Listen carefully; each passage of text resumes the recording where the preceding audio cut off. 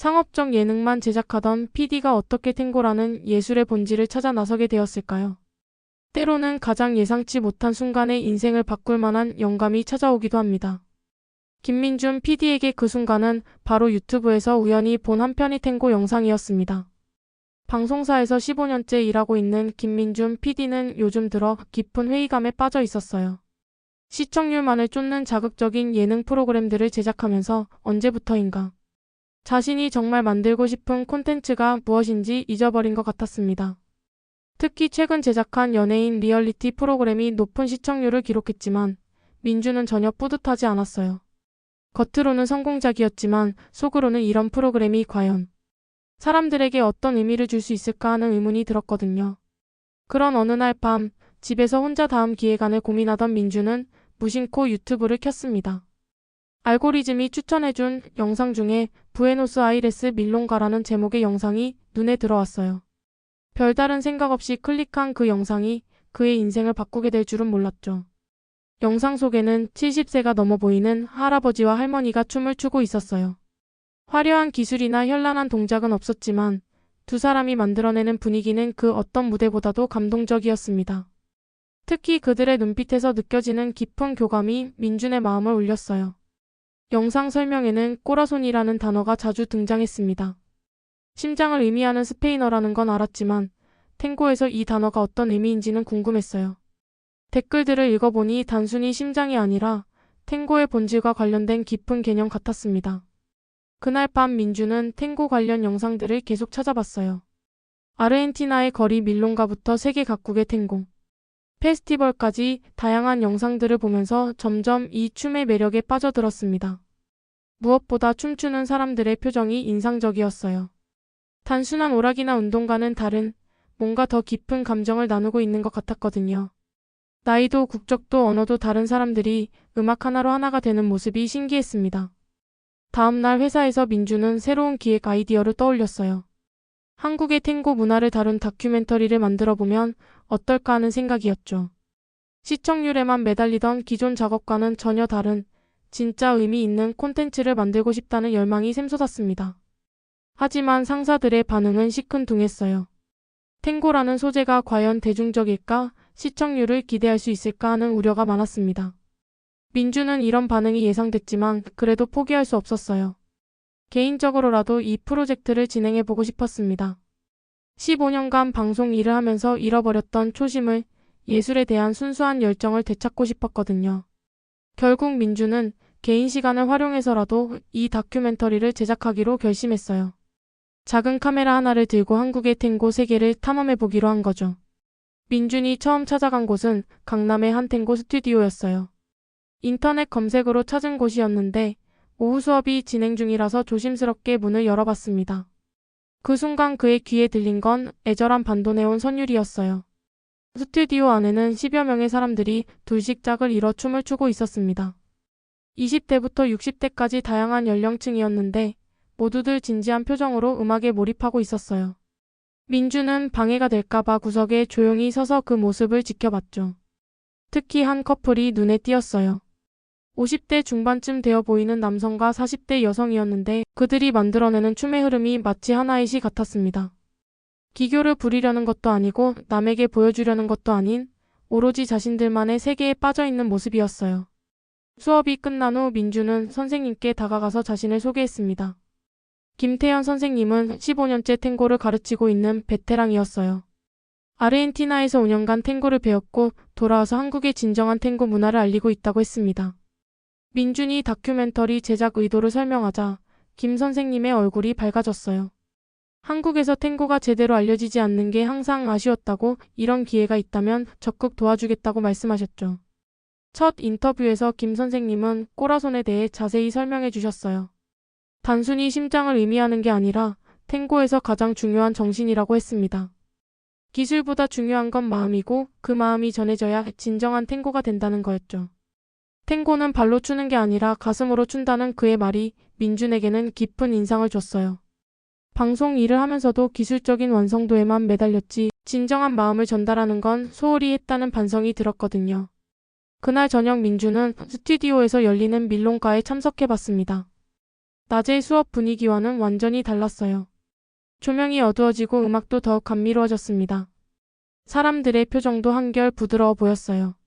민주는 카메라를 들고 그 분위기를 담으려 했지만 뭔가 부족한 느낌이었어요. 렌즈로는 그들의 움직임은 담을 수 있었지만 그 순간 그들이 나누고 있는 감정까지는 온전히 전달되지 않는 것 같았거든요. 한 중년 여성이 다가와서 말을 걸었어요. 박미경 씨라고 자신을 소개한 그녀는 3년째 탱고를 배우고 있다고 했습니다. 처음에는 건강을 위해 시작했는데 이제는 탱고 없는 삶을 상상할 수 없다고 말했어요. 꼬라손을 느끼기 시작하면 탱고를 그만둘 수가 없어요라는 그녀의 말이 민준에게는 의미심장하게 들렸습니다. 그렇다면 꼬라손이란 대체 무엇일까요? 단순한 감정의 교류일까 아니면 더 깊은 무언가일까요? 그날 밤 집에 돌아와서 민주는 오늘 찍은 영상들을 검토해봤어요. 분명 아름다운 장면들이 많았지만 뭔가 핵심을 놓치고 있다는 느낌이 들었습니다. 꼬라손이라는 건 카메라로는 담기 어려운 무형의 무언가인 것 같았거든요. 민주는 더 깊이 들어가야겠다고 생각했어요. 단순히 관찰자로 머물러서는 진정한 탱고의 세계를 이해할 수 없을 것 같았습니다.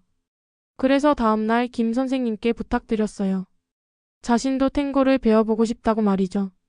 민준이 탱고를 직접 배우기 시작한 건 다큐멘터리 제작을 위한 취재의 일환이었어요. 하지만 첫 수업을 받고 나서는 생각이 완전히 바뀌었습니다. 이건 단순히 춤을 배우는 게 아니라 완전히 새로운 소통의 방식을 익히는 거였거든요. 처음 파트너와 마주서서 포지션을 잡았을 때의 어색함은 말로 표현할 수 없었어요. 30년 넘게 살면서 낯선 사람과 이렇게 가까운 거리에서 접촉해 본 적이 거의 없었는데 상대방의 호흡까지 느껴지는 거리에 서 있으니 온몸이 긴장됐습니다. 하지만 음악이 시작되고 천천히 움직이기 시작하면서 신기한 경험을 했어요. 말로는 소통하지 않는데도 상대방의 의도를 몸으로 느낄 수 있었습니다. 물론 처음이라 서툴렀지만 그 순간만큼은 카메라나 편집, 시청률 같은 걱정들이 모두 사라졌어요. 한 달 정도 수업을 받으면서 민주는 탱고 커뮤니티의 다양한 사람들을 만날 수 있었어요. 각자 다른 이유로 탱고를 시작했지만 모두들 이 춤에서 특별한 무언가를 찾고 있다는 공통점이 있었습니다. 회계사인 이정호 씨는 스트레스 해소를 위해 탱고를 시작했다고 했어요. 숫자와 씨름하는 일상에서 벗어나 감정을 표현할 수 있는 시간이 필요했다고 하더군요. 탱고를 추는 3-4분 동안만큼은 완전히 다른 사람이 되는 기분이라고 말했습니다. 반면 은퇴한 교사 김영숙 씨는 새로운 도전을 위해 60세에 탱고를 시작했어요. 아이들을 가르치는 일에서 은퇴한 후 허전함을 느끼고 있었는데 탱고를 통해 새로운 배움의 즐거움을 찾았다고 했습니다. 특히 인상적이었던 건 장애를 가진 박준호 씨였어요. 휠체어를 타고 있는 그는 앉은 채로 상체만으로 탱고를 추고 있었습니다. 처음에는 어떻게 가능할까 싶었는데 그의 춤을 보면서 탱고가 정말 마음으로 추는 춤이라는 걸 깨달았어요. 민주는 이런 다양한 사람들의 이야기를 카메라에 담기 시작했습니다. 각자의 삶의 배경은 달랐지만 탱고를 통해 무언가 소중한 걸 찾아가는 과정은 비슷했어요. 그 과정에서 꼬라손이라는 개념이 점점 구체적으로 다가왔습니다. 김태현 선생님은 꼬라손을 이렇게 설명했어요. 기술은 연습으로 늘릴 수 있지만 꼬라손은 마음을 열어야만 느낄 수 있는 거예요. 상대방을 진심으로 배려하고 그 순간에 완전히 몰입할 때 비로소 꼬라손이 흐르죠. 실제로 수업을 받으면서 민준도 그런 순간들을 경험했어요. 처음에는 스텝을 맞추는데 급급했는데 점점 음악과 파트너의 호흡에 집중하게 되면서 묘한 일체감을 느꼈습니다. 그 순간에는 정말 시간이 멈춘 것 같았어요. 하지만 탱고 커뮤니티에는 아름다운 면만 있는 건 아니었습니다. 민주는 점점 복잡한 인간관계의 이면도 보게 되었어요. 실력에 따른 서열의식, 파트너를 두고 벌어지는 미묘한 경쟁, 그리고 일부 사람들의 과도한 집착까지. 특히 한 여성은 탱고 때문에 가족과 갈등을 겪고 있다고 털어놨어요. 주말마다 밀롱가에 다니느라 가족 시간을 소홀히 해서 남편과 자주 다투게 된다는 거였죠. 하지만 탱고를 그만둘 수는 없다고 이제 탱고가 자신의 삶에서 가장 중요한 부분이 되어버렸다고 말했습니다. 민주는 점점 복잡한 심경이 되었어요. 탱고의 아름다운 면을 부각시키고 싶었지만 동시에 이런 현실적인 문제들도 무시할 수는 없었거든요. 진정한 다큐멘터리라면 양면을 모두 보여줘야 한다는 생각이 들었습니다. 2달째 취재를 하면서 민주는 탱고 커뮤니티의 다양한 층위를 발견했어요. 겉으로 보기에는 하나의 취미를 공유하는 단순한 모임 같았지만 실제로는 각자 다른 이유와 목적을 가진 복잡한 인간 군상이었습니다. 가장 먼저 만난 건 대학생 최서연 씨였어요. 무용가 학생인 그녀는 전공 실력 향상을 위해 탱고를 배우기 시작했다고 했습니다. 하지만 점점 탱고만의 독특한 매력에 빠져들면서 오히려 전공인 발레나 현대무용보다 탱고에 더 끌리게 되었다고 털어놨어요. 탱고는 혼자 추는 춤이 아니라서 매번 다른 경험을 할 수 있어요. 같은 음악이라도 파트너가 바뀌면 완전히 다른 춤이 되거든요. 그게 매력적이에요 라고 그녀는 말했습니다. 반대로 70세의 이한수 할아버지는 돌아가신 아내를 그리워하며 탱고를 시작했어요. 50년 해로한 아내와 함께 춤춘 적이 한 번도 없어서 아쉬웠는데 이제라도 배워서 저 세상에서 만나면 함께 춤추고 싶다는 마음으로 시작하셨다고 했습니다. 처음에는 눈물을 흘리며 춤췄던 이 할아버지가 점점 밝아지는 모습을 보면서 민주는 탱고가 가진 치유의 힘을 느꼈어요. 춤을 통해 그리움을 표현하고 동시에 새로운 사람들과의 만남으로 위로를 받고 계신 것 같았거든요. 특히 인상적이었던 건 국제결혼 부부의 이야기였어요. 한국인 남편 김재원 씨와 아르헨티나 출신 아내 마리아 씨는 탱고로 만나서 결혼까지 하게 된 케이스였습니다. 언어는 달랐지만 탱고라는 공통 언어로 소통할 수 있었다고 하더군요. 마리아 씨는 탱고는 우리 조국의 영혼이라고 표현했어요. 아르헨티나에서 자란 그녀에게 탱고는 단순한 춤이 아니라 문화적 정체성의 일부였습니다. 한국에서 탱고를 가르치면서 자신의 뿌리를 나누고 있다는 자부심이 있다고 했죠. 하지만 모든 이야기가 아름답기만 한 건 아니었어요. 민주는 점점 탱고의 어두운 면도 목격하게 되었습니다. 특히 리타라는 여성의 이야기는 충격적이었어요. 회계사로 일하던 리타는 2년 전 건강을 위해 탱고를 시작했다고 했습니다. 하지만 점점 탱고에 중독되면서 본래의 삶을 잃어버렸다고 털어놨어요. 독서와 문화생활을 즐기던 지적인 여성이었는데 이제는 탱고만 생각하는 사람이 되어버렸다는 거였죠. 처음에는 정말 행복했어요. 새로운 세계를 발견한 기분이었거든요. 하지만 점점 완벽해지고 싶다는 욕심이 생기면서 스트레스가 되기 시작했어요. 이제는 탱고 때문에 다른 모든 걸 포기하게 됐죠 라고 리타는 말했습니다. 그녀의 한 달 탱고 비용은 100만 원이 넘었어요. 개인 레슨, 그룹 레슨, 워크샵, 밀롱가 참가비까지 합치면 월급의 절반 가까이가 탱고에 들어갔습니다. 친구들과도 멀어지고 가족들도 걱정하는 상황이었죠. 더 충격적인 건 리타처럼 탱고에 과도하게 빠진 사람들이 생각보다 많다는 사실이었어요. 탱고 커뮤니티에서는 이런 사람들을 탱토탱고 또라이라고 부르기도 한다고 했습니다. 민주는 복잡한 마음이 들었어요. 다큐멘터리를 만들면서 탱고의 아름다운 면을 보여주고 싶었는데 이런 현실적인 문제들을 어떻게 다뤄야 할지 고민이 됐습니다. 하지만 진실한 이야기를 전달하려면 이런 부분들도 포함시켜야 한다고 생각했어요. 탱고가 주는 감동과 치유의 힘, 그리고 동시에 가져올 수 있는 위험성까지. 이 모든 걸 균형 있게 담아내는 게 자신의 역할이라고 민주는 생각했습니다. 석 달째 취재를 하면서 민주는 탱고 세계의 이면을 점점 더 깊이 들여다보게 되었어요. 처음에 느꼈던 로맨틱하고 예술적인 분위기와는 다른 현실적이고 때로는 씁쓸한 면들이 드러나기 시작했습니다. 가장 충격적이었던 건 밀롱가에서의 은밀한 위계 질서였어요. 겉으로는 평등하게 보이지만 실제로는 실력과 경력에 따른 엄격한 서열이 존재했습니다. 잘 추는 사람들끼리는 서로 알아보고 춤을 청하는 반면 초보자들은 자연스럽게 소외되는 분위기가 있었어요. 특히 여성들 사이의 경쟁은 예상보다 치열했습니다. 새로운 예쁘고 젊은 여성이 인기를 독차지할 때 기존 여성들의 질투와 견제가 얼마나 심한지 민주는 직접 목격했어요.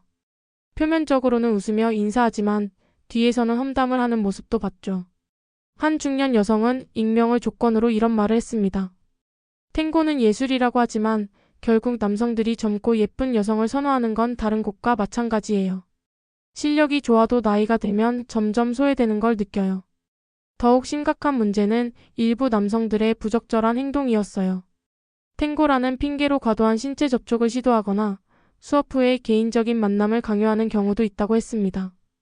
여성들은 이런 상황을 거부하기 어려워했어요.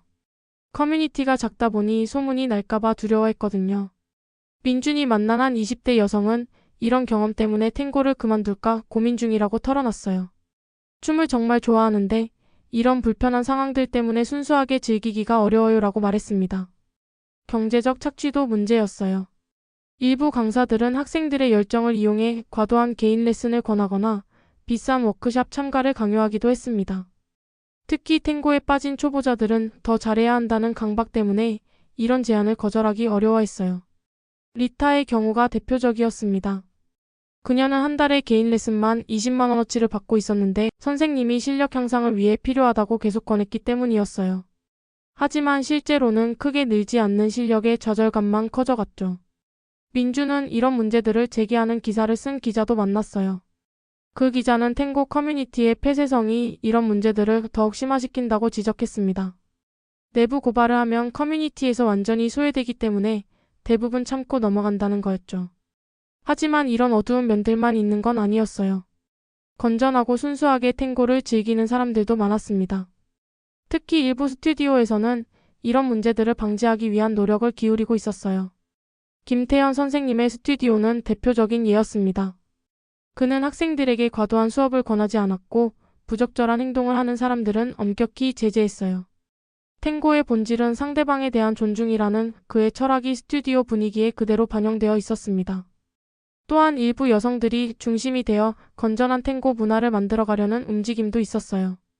그들은 정기적으로 모여서 순수하게 춤만 즐기는 모임을 만들었고 새로운 사람들을 따뜻하게 배려했습니다. 민주는 이런 양면성을 어떻게 다큐멘터리에 담을지 고민이 깊어졌어요. 탱고의 아름다운 면만 보여주면 진실을 왜곡하는 것이고 문제점만 부각시키면 선량한 사람들까지 매도하는 것이 될 수 있었거든요. 그러던 중 민준 자신도 탱고의 양면성을 직접 경험하게 되었어요. 어느 밀롱가에서 한 여성과 춤추는 도중 갑자기 그 순간의 감동에 빠져들면서 객관적 시각을 잃을 뻔했습니다. 다큐멘터리 제작자로서의 거리감을 유지해야 했는데 자신도 모르게 탱고의 마력에 빠져들고 있었던 거예요. 이때 민주는 깨달았습니다. 탱고의 문제는 춤 자체에 있는 게 아니라 사람들이 어떤 마음으로 접근하느냐에 달려있다는 걸 말이에요. 순수한 마음으로 예술을 추구하면 아름다운 경험이 되지만 욕심이나 집착이 개입하면 독이 될 수도 있다는 사실을 알았죠. 민준이 가장 충격을 받은 건 리타의 변화 과정을 지켜보면서였어요. 처음 만났을 때만 해도 그녀는 탱고에 대한 열정으로 눈이 반짝이는 사람이었습니다. 하지만 시간이 지날수록 그 열정이 강박으로 변해가는 모습을 목격했죠. 리타는 이제 일주일에 거의 매일 탱고 관련 활동을 했어요. 월화수목금은 각각 다른 선생님의 수업, 토요일은 워크샵, 일요일은 밀롱가였습니다. 집에 있는 시간보다 스튜디오에 있는 시간이 더 많을 정도였죠. 민준이 그녀의 집을 방문했을 때 책으로 가득했던 책장은 이제 탱고 관련 DVD와 음반들로 채워져 있었어요. 예전에 즐겨 읽던 소설이나 에세이집들은 먼지를 뒤집어 쓴 채 구석에 밀려나 있었습니다. 예전에는 책 읽는 게 제일 큰 즐거움이었는데 이제는 그럴 시간도 없고 마음의 여유도 없어요. 계속 다음 수업 생각, 다음 밀롱가 생각만 하게 되거든요 라고 리타는 말했습니다. 더 심각한 건 경제적 상황이었어요. 한 달 탱고 비용이 150만 원을 넘나들기 시작했습니다.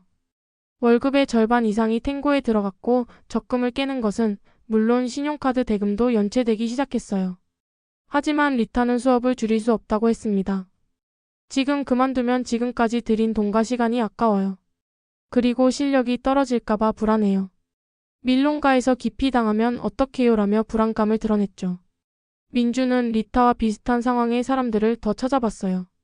놀랍게도 생각보다 많았습니다.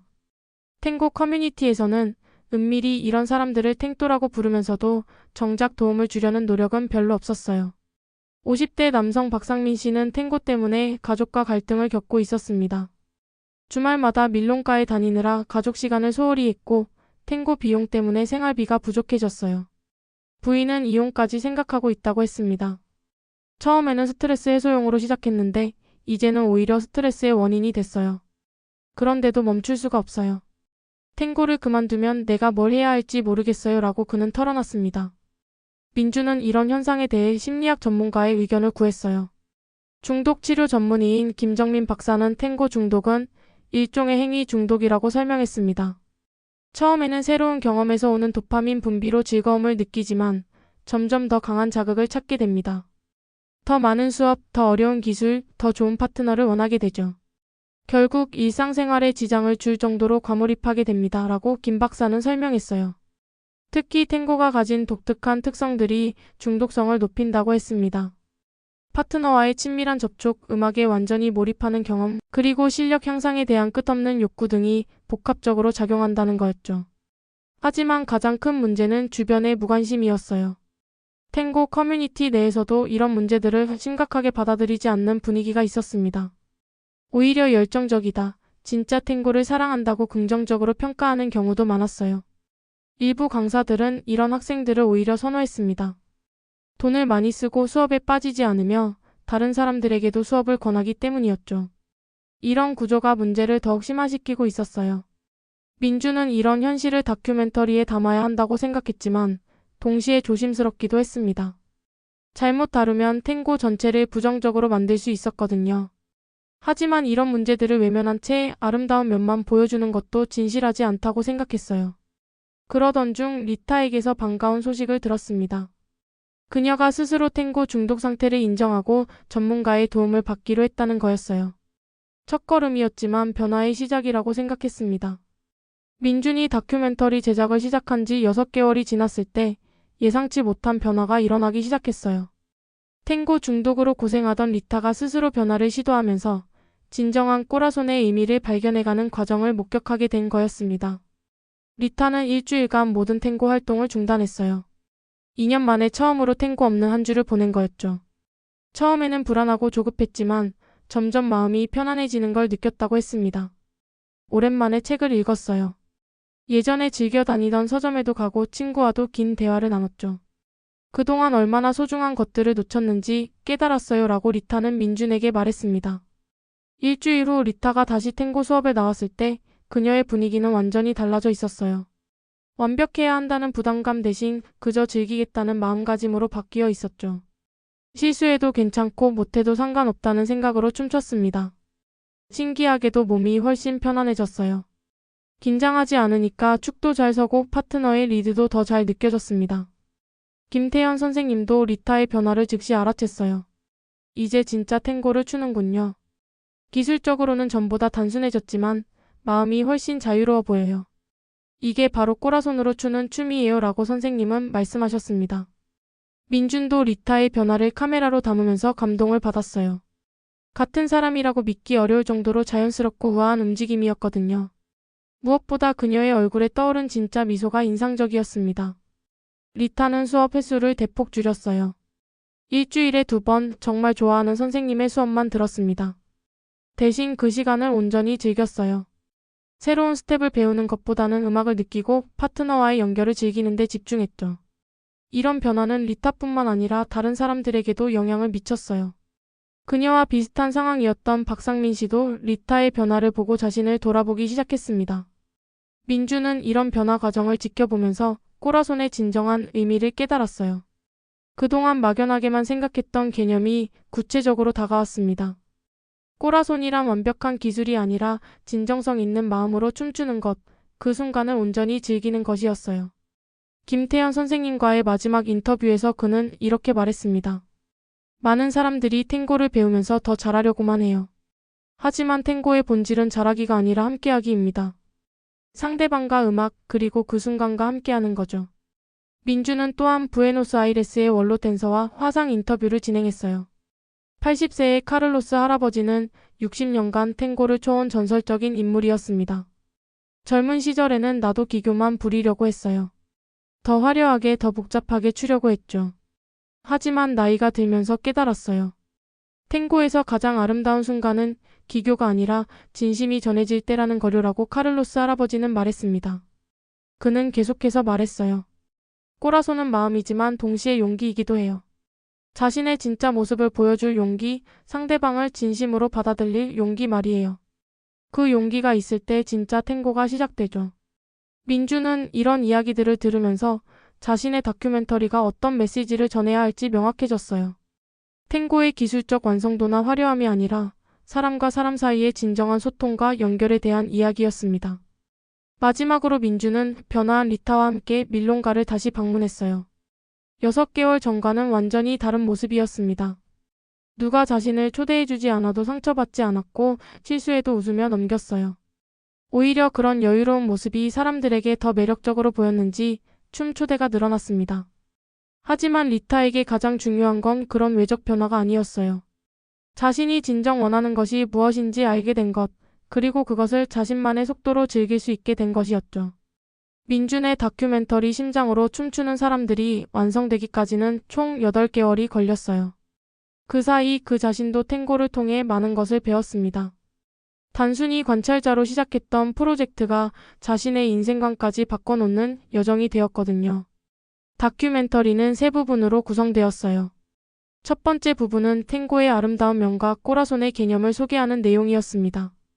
다양한 사람들이 탱고를 통해 얻는 감동과 치유, 그리고 인간적 연결에 대한 이야기를 담았어요. 두 번째 부분에서는 탱고 커뮤니티의 복잡한 현실을 다뤘습니다.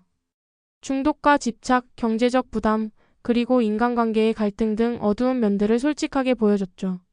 하지만 이런 문제들이 탱고 자체의 문제가 아니라 사람들의 접근 방식에서 비롯된다는 점을 명확히 했어요. 세 번째 부분은 진정한 꼬라손을 찾아가는 과정이었습니다. 리타의 변화 과정을 중심으로 균형과 진정성의 중요성을 보여줬습니다. 탱고가 단순한 취미를 넘어 인생의 지혜를 가르쳐주는 스승이 될 수 있다는 메시지를 담았어요. 다큐멘터리의 마지막 장면은 변화한 리타가 밀롱가에서 춤추는 모습이었어요. 기교나 화려함은 없었지만 그녀의 얼굴에 떠오른 평온하고 행복한 표정이 모든 것을 말해주고 있었습니다. 내레이션으로는 부에노스아이레스 원로 댄서 카를로스 할아버지의 말을 사용했어요. 탱고는 발끝에서 시작하지만 결국은 심장에서 완성됩니다. 진짜 탱고를 추려면 기술이 아니라 마음을 배워야 해요. 완성된 다큐멘터리를 처음 상영했을 때 관객들의 반응은 민준의 예상을 뛰어넘었어요. 탱고를 모르는 사람들도 깊이 공감했고 탱고를 추는 사람들은 자신을 돌아보는 계기가 되었다고 했습니다. 특히 인상적이었던 건 한 관객의 소감이었어요. 탱고에 대한 다큐멘터리인 줄 알았는데 결국은 우리 모두의 이야기네요. 어떤 일을 하든 진정성을 잃지 않는 게 중요하다는 걸 깨달았어요. 리타도 상영회에 참석했어요. 스크린 속 자신의 모습을 보면서 많은 감정을 느꼈다고 했습니다. 창피하기도 하지만 동시에 고맙기도 해요. 제 이야기가 다른 사람들에게 도움이 될 수 있다니 뿌듯해요. 민주는 이 다큐멘터리를 통해 자신도 많이 성장했다고 느꼈어요. 상업적 성공만을 추구하던 예전과 달리 이제는 진정성 있는 콘텐츠의 가치를 알게 되었거든요. 시청률은 높지 않을지 몰라도 사람들의 마음을 움직일 수 있는 작품을 만들었다는 자부심이 있었습니다. 다큐멘터리는 여러 영화제에 출품되었고 몇 곳에서 상을 받기도 했어요. 하지만 민준에게 가장 의미 있었던 건 탱고 커뮤니티 내에서 긍정적인 변화가 일어나기 시작한 것이었습니다. 일부 스튜디오에서는 건전한 탱고 문화를 만들기 위한 노력을 시작했어요. 과도한 수업 권유를 자제하고 새로운 사람들을 따뜻하게 배려하는 분위기를 만들어가고 있었습니다. 김태현 선생님은 민준에게 이런 말을 했어요. 당신의 다큐멘터리가 우리에게 거울을 보여줬어요. 우리가 정말 추구해야 할 것이 무엇인지 다시 생각하게 되었습니다. 민준은 지금도 가끔 탱고를 춥니다. 완전히 초보 수준이지만 그 순간만큼은 카메라도 편집도 시청률도 잊고 오로지 음악과 파트너에게만 집중해요. 그럴 때마다 꼬라손이 무엇인지 조금씩 더 깨닫게 됩니다. 여러분은 어떠신가요? 혹시 좋아하는 취미나 관심사가 있으신가요? 민준의 다큐멘터리처럼 때로는 우리가 사랑하는 것들 속에서도 진정한 의미를 찾아가는 과정이 필요한 것 같습니다. 탱고든 다른 어떤 것이든 기술적 완성도보다 중요한 건 진정성이 아닐까요? 남들에게 보여주기 위해서가 아니라 진심으로 즐기고 그 순간에 몰입할 때 비로소 진짜 아름다움이 나타나는 것 같습니다. 꼬라손, 즉 마음으로 하는 모든 일들이 우리 삶을 더욱 풍요롭게 만들어줄 거라고 믿습니다. 이 채널에서는 앞으로도 이런 진정성 있는 이야기들을 계속 다뤄보려고 합니다.